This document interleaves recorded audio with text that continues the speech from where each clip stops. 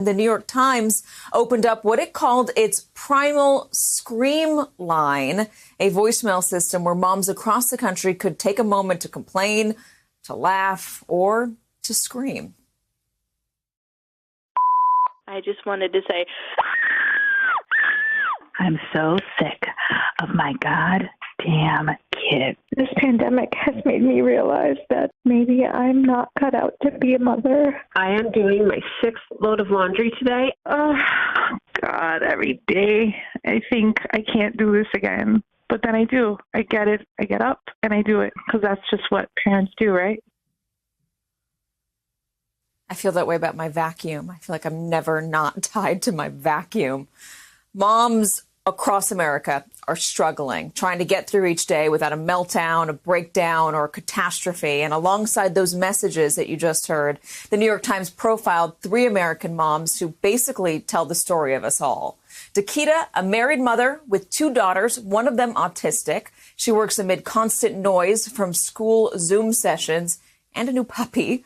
Liz, a single mother who says her life has become one big game of where do I safely dump my kid, as she's forced to work on site in an office where the receptionist refuses to wear a mask.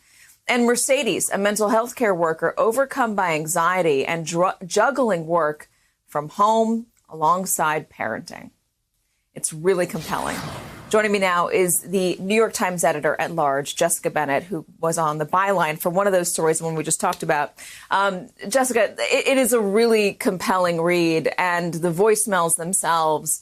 I mean, I remember listening to it, and I've got an almost 2-year-old. I'm not struggling with trying to teach him anything beyond what the letters of the alphabet are and what basic words are. And I feel like I'm losing my mind during this. Talk to me about what these moms told you and what sort of help that they need right now. Right. Thanks for having me. Well, I think what we've realized is that this is not just a school crisis. It's not just an economic crisis. It's not just a work from home crisis. For many parents, this is a mental health crisis too. And we're only just starting to see the effects of that.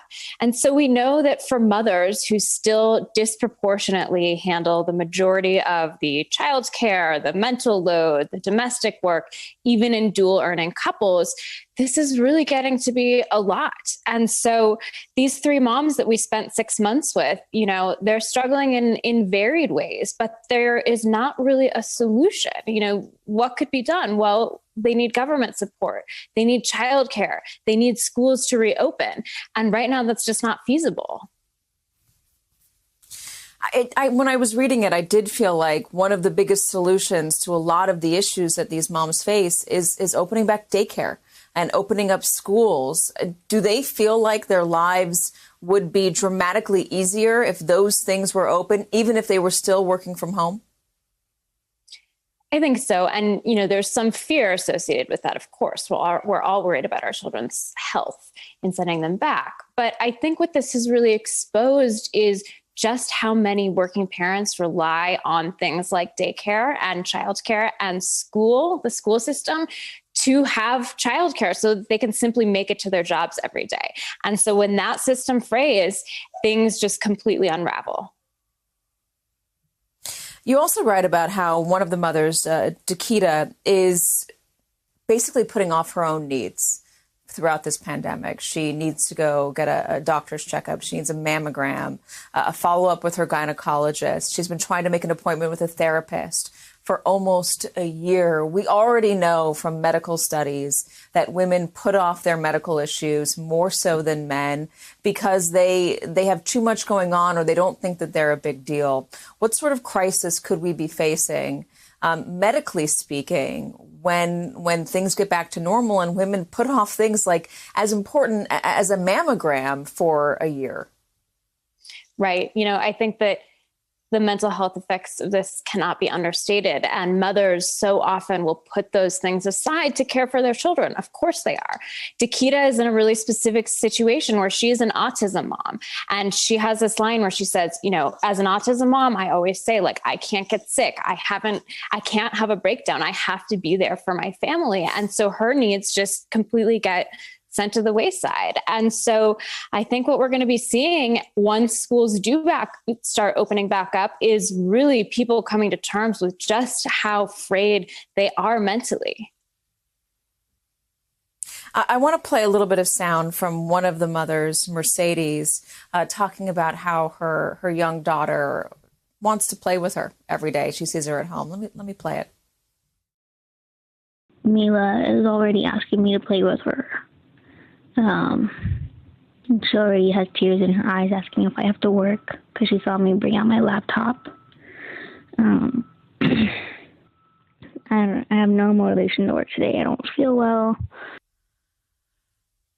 So much guilt associated with having to open your laptop and work while your kid wants to play. I found myself asking, where are the husbands when I was reading this piece? Are they helping?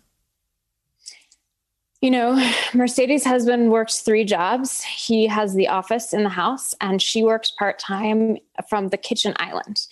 And I think a lot of people really related to that. You know, we know that women are disproportionately carrying this load and that partners do need to step up.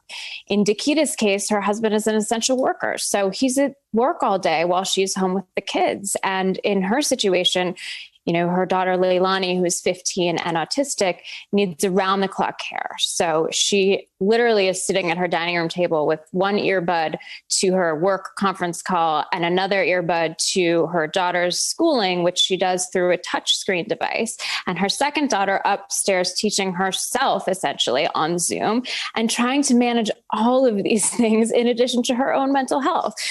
Liz, our Spokane mother, is a single mom, so she doesn't have anyone to turn to, and she's not in touch with her parents. And so it's tough, but I do definitely think there's an argument to be made that distribution of labor is something we need to emphasize. No doubt about that. Jessica Bennett, thanks so much for joining us, and thanks for doing this piece. I know a lot of moms out there have felt overlooked during this past year. Hey, thanks for watching our YouTube channel. You should know that you can follow today's top stories and breaking news and catch up on your favorite MSNBC shows all in one place. Download the NBC News app today.